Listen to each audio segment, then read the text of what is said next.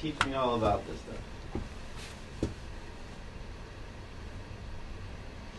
Hi, I'm Dr. John Thornton, and I'm the founder of Getting Rich Right, where we help people like you build a financial plan for God's glory instead of their own. I'm very excited to talk to you about my most recent book project, God's Will in Your Wallet, How to Best Use Wealth to Fulfill Your Calling. And so today I'm going to cover three things. First of all, what is the best use of wealth? The next thing I want to talk to you is all of the accounting you need to be able to keep track for yourself of how you're doing.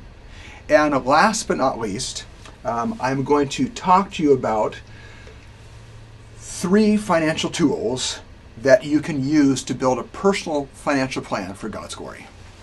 So as we get started, let me ask you, or I want you to think about, what is the best use of wealth? The Bible says so much about wealth. Jesus opens his most famous sermon, the Sermon on the Mount, with this: "Blessed are the poor in spirit, for theirs is the kingdom of heaven." He starts out with people's financial position.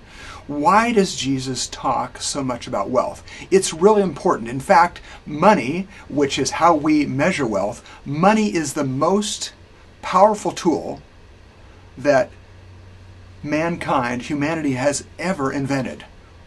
Why is that?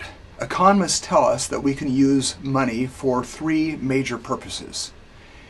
First of all, it's a unit of account. You can use it to measure your success. How are we doing? You can also trade it for almost anything, right? There's that old credit card commercial that ends with, "For everything else, there's MasterCard," right? Well, for everything else, there's money. Yes, there's some things money can buy, but for everything else, money can buy it. And so the things you want, you can use money to trade for. And so it really gets at the heart of that issue: what do you want? And so that's the second thing, a medium of exchange. The last thing is a store of value. You can save it up for a rainy day. You can't save time. You can't save a lot of things, but you can save money. In fact, you'll even hear people say things like buying time, right? So there's this metaphor that kind of connects money to time, but money you can save. And so again, it is a medium of exchange, a store of value, and a unit of account. Well, Jesus gives us a different use of wealth, a best use of wealth that is going to surprise you, I think, a little bit. He ends a very confusing parable in the Bible, the parable of the shrewd manager, with this advice. He says this: "I tell you, use worldly wealth to gain friends for yourselves, so that when it's gone, you'll be welcomed into eternal dwellings." He tells us to use wealth to gain friends. Does that strike you as a little bit odd? I mean, can you really buy friends? Doesn't that sound a little bit like Andrew Carnegie's famous self-help book, How to Buy Friends and Influence People? Now, it's a great selling book, but cynics, they say, yeah, that's kind of how to, smile and wave and pretend like you're somebody's friend until you separate them from their money. Right? And so we all know there's really bad examples of trying to buy friends. So how can Jesus say this thing: "I tell you, use wealth to gain friends for yourselves"? Does that really work? Even Jesus gives this parable of the prodigal son, right? Where he gives an example of this son who takes the younger brother, he takes half this inheritance, runs off and blows it on wild living. Right? Wild living and prostitutes, and next thing you know, he's destitute, right? And he's out there trying to buy friends. So, did Jesus forget that one when he gives this advice in the parable of the shrewd manager? And yet, I have spent the last 25 years of my life really studying what the Bible says about wealth, and I would argue of all the things I see in the Bible, I think this is the best use. It's the clearest example. Let me give you a little context here, because I'll tell you, if this bothers you, my best friend Bruce, this irritated him so much. He said, you can't write about that. You can't say that. And I said, well, I didn't say it. Jesus did. Where's he going with this? Here's the interesting thing. The context of this parable in Luke, Jesus has been talking to, actually, he's out to dinner with tax collectors and sinners, and in this same location are apparently the teachers of the law and the Pharisees. These two major religious groups who really know a lot about how the Bible works, all those types of things, and they're really digging at Jesus for, what are you doing hanging out with tax collectors and sinners? And Jesus immediately follows with 3 parables to explain what he's doing. He gives the parable of the lost sheep, the lost coin, and the lost son, which, by the way, is the prodigal son parable I was just mentioning to you a moment ago. So let me back up for a moment. He talks about this lost sheep of a shepherd who loses one sheep. He leaves the 99 behind. He goes, looks everywhere for it, and then he finds it. He comes home and celebrates and says, hey, we've got to celebrate. I found my lost sheep. Right? And it says the same way in heaven, there's more celebration of one lost person being returned, coming back in, than the 99 that were already there. And then he tells another parable of the lost coin, where a woman loses one of her 10 coins, and she spends all this time looking for this coin, and when she finds it, there's this big celebration. And again, Jesus compares the kingdom of heaven to that. And last but not least, Jesus tells this parable of the lost son, what we call the prodigal son. And remember, this younger son takes half of the wealth of his father, runs off and wastes it all on false friends, right? He's making friends, but these aren't friends. These are the ones who use him and lose him, right? As soon as his money's gone, they leave. He's in a foreign land, and in that land a famine comes, and he's starving to death, and he comes to his senses and says, what am I doing? I'm going to go back home and beg forgiveness from my father. I'm not going to ask him to return my rights as son. I've already blown all my money, but I'm going to return and say, just make me a hired hand. Anything, just take me in. At least you feed your hired hands. And so the son comes back, and you remember the welcome? It's such a powerful story. One of my favorite of all of Jesus' Proverbs. And we see that the father is actually waiting. He sees them a long way off. And he sees his son. He says, hey, hurry, quick, get the best robe. Put it on my son. Get a ring for his finger. Put it on. Get him some sandals. Let's kill the fattened calf. We've got to celebrate. My son was dead. He's now alive. He was lost. And now he's found. So this parable, and if I was telling that parable, I would have ended right then. I love that parable. But what is Jesus doing? He's getting across the heart of the Father, who is longing to see us return.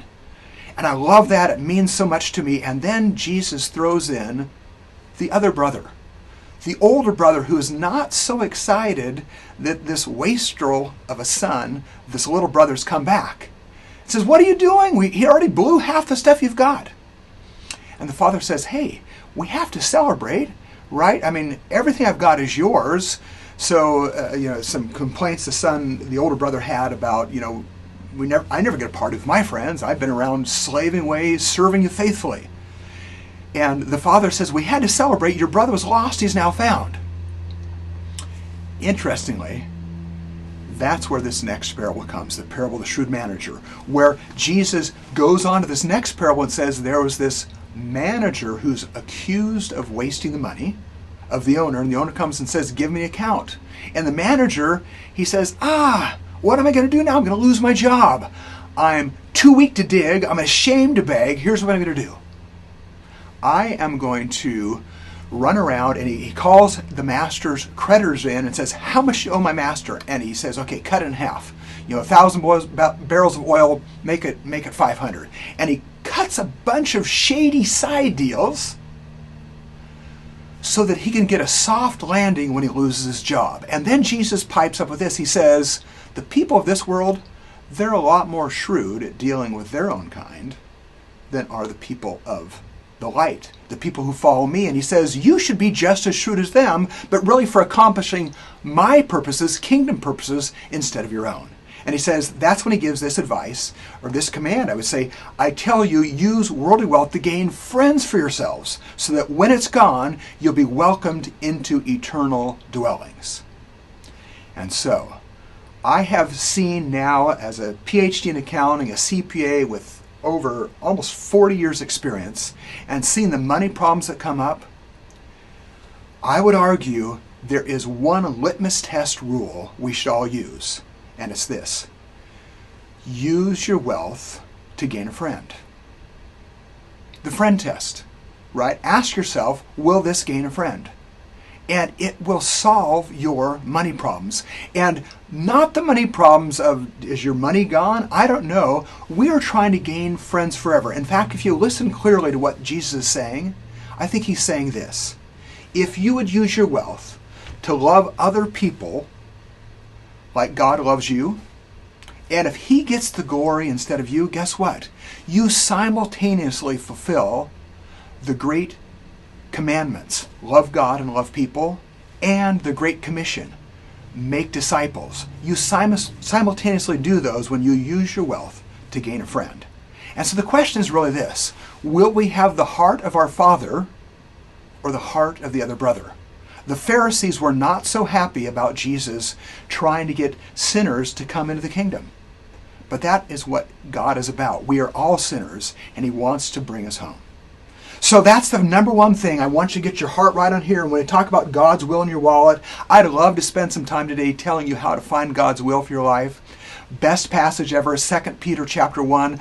Best example. I don't have time today to get into that right now in this video. But what I want to do next is tell you then that once you've decided to money as a medium of exchange, you want to use it, trade it for friends. If I can convince you of that, then I want to make you really good at it. And you need to know how to do a little bit of accounting. That last use of wealth that economists say a unit of account, you need to be accountable. You are accountable. We are all accountable to God for what he has given us. So, right now I'm going to give you what I call the 3-minute accountant. All the accounting you need to know in just 3 minutes. Are you ready for this? So it's going to look like this. You need 3 tools, okay? 3 tools, and by the way, these are all free at my website, gettingrichright.com. Okay, but 3 tools. The first one is you've got to be able to measure what you've got. It's what accountants call a balance sheet.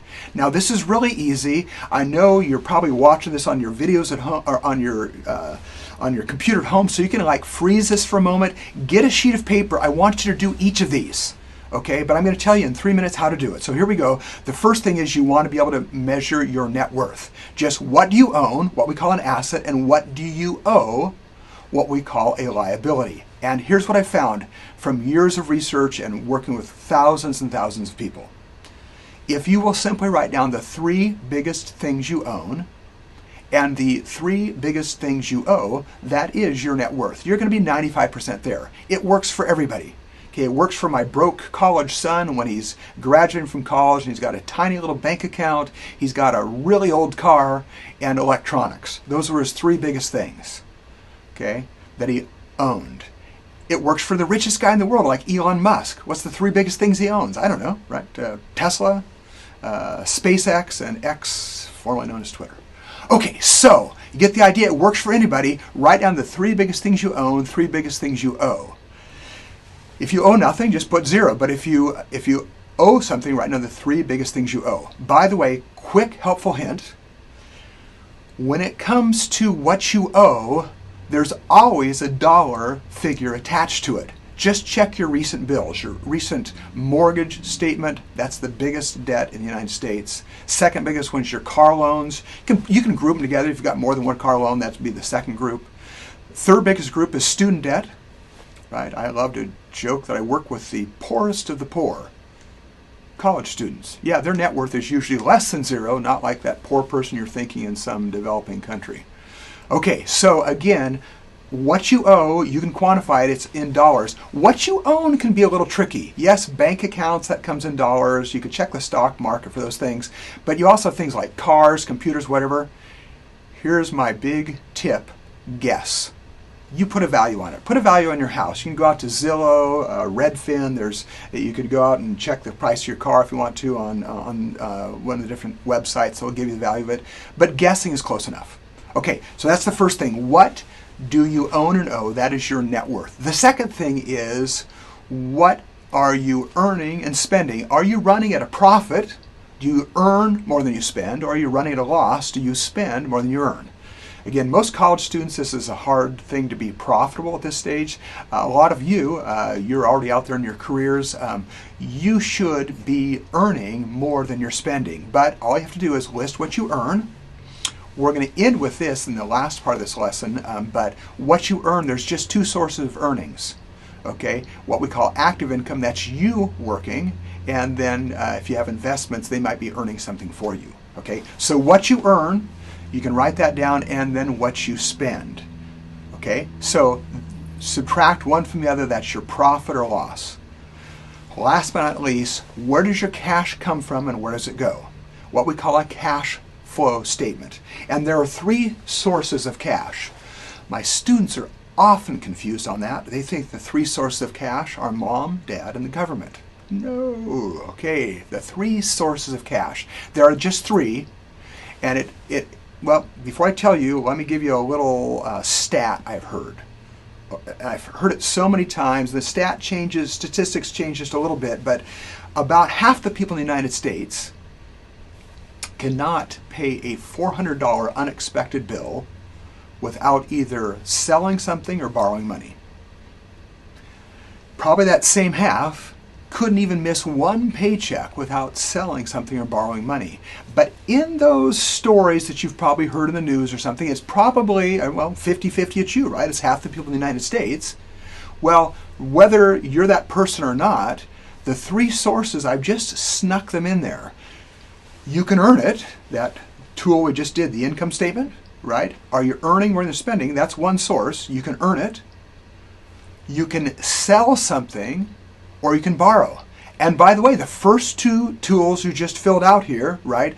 The income statement, tool number 2, tells you, am I earning more than I'm spending? If not, the first tool, you just wrote down what you own and what you owe. That what you own is what you have available to sell, right? What you owe is what you've borrowed already, and the more you borrow, the harder it is to borrow again. The rates go up, you get more risky, the banks don't want to touch you, the credit cards companies start sending offers, and the next thing you know, you're down a payday loan or something, and it gets super high interest. Okay, but there they are, three sources and uses of cash. Sources in that you can earn it, you can sell something or borrow, and the same thing, once you have that cash, you're going to pay your expenses, you are going to buy some things like other assets, and you're going to pay off your debt. But those are the three sources and uses of cash. So that is the heart of accounting. We did it in, you should, by the way, again, freeze this video. You can listen to me again if you need to, but take a sheet of paper and write down your balance sheet, figure out what your net worth is, figure out if you are profitable or losing money, what we call an income statement, and last but not least, write out a cash flow statement for yourself and ask yourself, where's my cash coming from and where is it going? So, once you know the purpose of wealth is to gain friends for yourselves, so that when it is gone, you'll be welcomed into eternal dwellings, and you're going to use that friend test as you're spending your wealth, and once you've found out what God's calling you to do, and again, 2 Peter gives such great advice. I'm going to just sneak it in here real quickly. I've got a little time. Best place in the entire Bible that I found.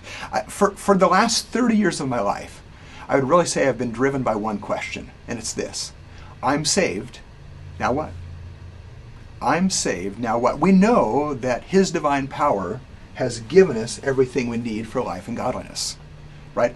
Eternal life is a gift. You can do nothing to earn eternal life, just like you could do nothing to get born into this world. You didn't do it. God created your parents and so forth, but you came to this world by no effort on your own. So that's this free gift. But now that you have life, God wants you, He wants me, He wants us to use our lives. And in 2 Peter chapter 1, it tells us, for this very reason that God has given us everything you need for life and godliness, make every effort to add your faith goodness, and to goodness knowledge, and to knowledge self-control, and to self-control perseverance, and to perseverance godliness, to godliness brotherly kindness, and to brotherly kindness love. And Peter goes on to tell us why. If you have these qualities, in increasing measure, they will keep you from being ineffective and unproductive in your knowledge of our Lord and Savior, Jesus Christ. But if anybody doesn't have them, they're nearsighted and blind and forgotten they've been saved from their past sins. It even goes on to say a few verses later that the person who does these things will receive a rich welcome into the eternal kingdom. So God tells us how we can how we can live lives that matter. And so as you're thinking about finding your purpose, you're going to find out that a big part of your purpose is to serve, right? It says Jesus didn't come to be served, but to serve and to give his life as a ransom for money. Remember those little bracelets, what would Jesus do?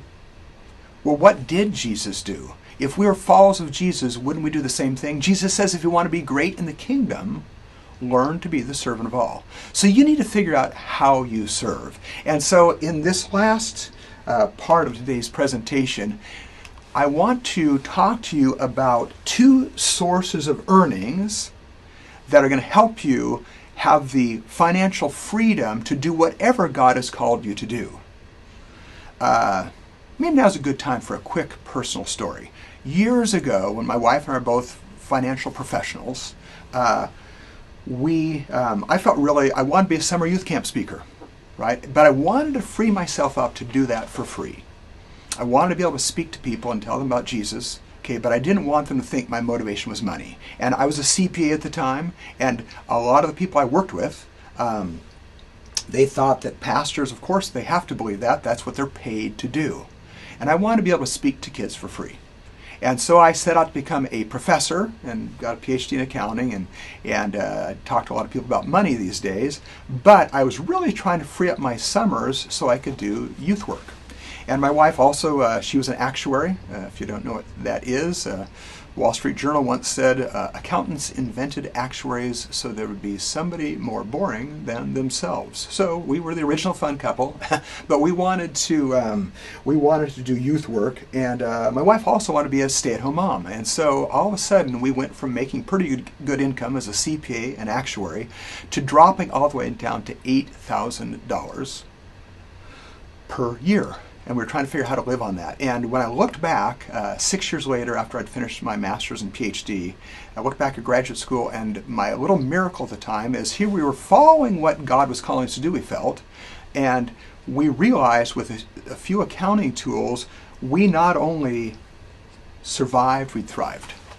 God had basically, again, we were just following what He's leading us to do, but in that process, our family size doubled. We had a couple sons. Our net worth doubled. And we'd gone to Disneyland, Disney World in Maui 3 times, all on a budget of half of poverty income. So at that time, I said, I've got to show people how to do this. And that's a lot of what my tools are about, showing how to do that. But I'm going to jump in right now. There are just 2 sources of earnings. Most people only think about one. The 2 sources of earning is active income and passive income.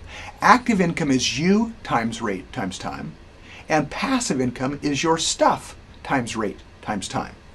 Okay? You times rate times time, your stuff times rate times time.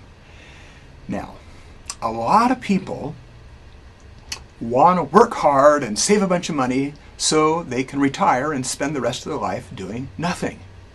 Why is it we always want to do the opposite of what Jesus says? Jesus says, to whom much has been given, much is expected. We somehow think that to whom much is given, nothing is expected. Lucky me, I want them done. But that's not it. In fact, there is a cure for poverty in the what I call the wisdom-wealth connection. And the cure for poverty is poverty, and this is just the most common things the Bible says about wealth in Proverbs. It says, number 1, do something. Do something, you'll have something. Don't you won't. Number 2, do it right. Righteous versus wicked. Don't cheat people to get ahead. Do it honestly. Do it correctly. And it will be established. Okay, if you do it the other way, you're going to pop up and then just disappear overnight. And so the wicked just get kind of wiped away, never to be seen again. Whereas it says the righteous person, you can knock down 7 times, they keep popping back up. So do something, do it right, and last but not least, be generous.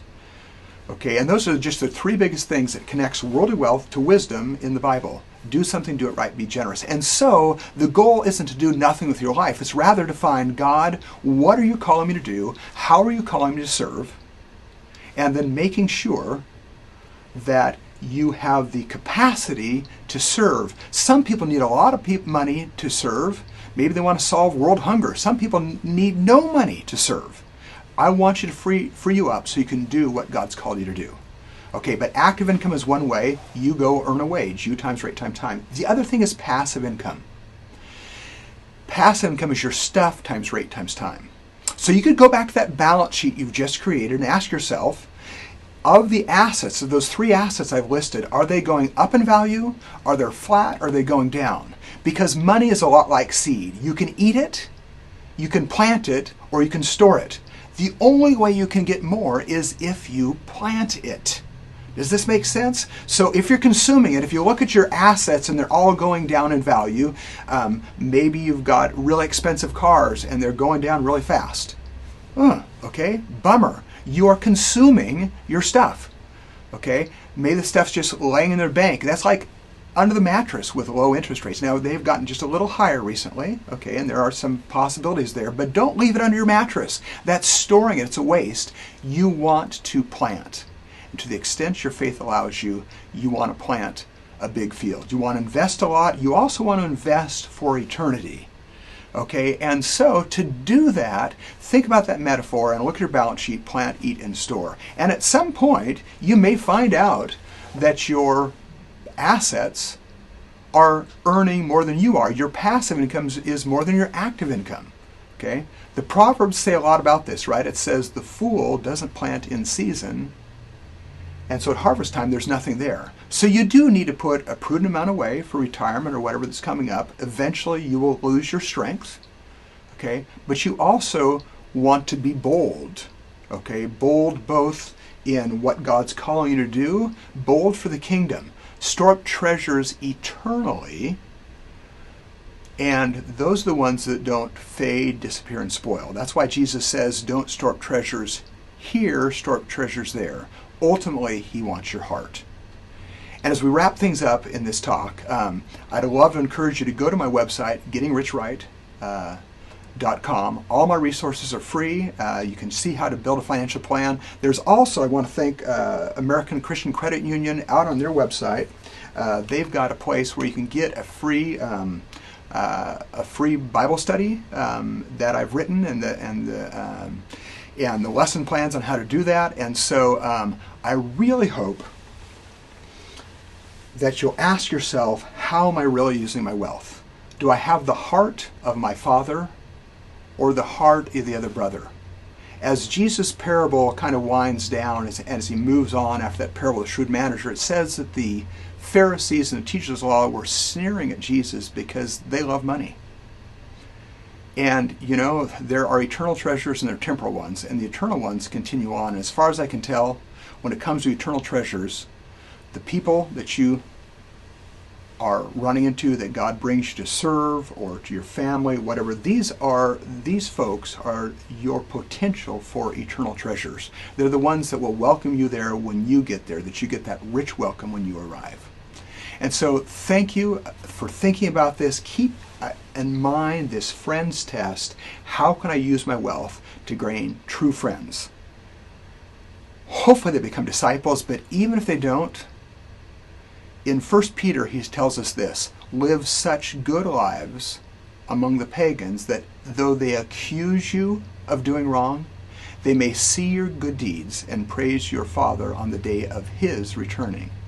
And so, whether they are just friends here or friends forever, the best use of your wealth is to gain friends for yourselves.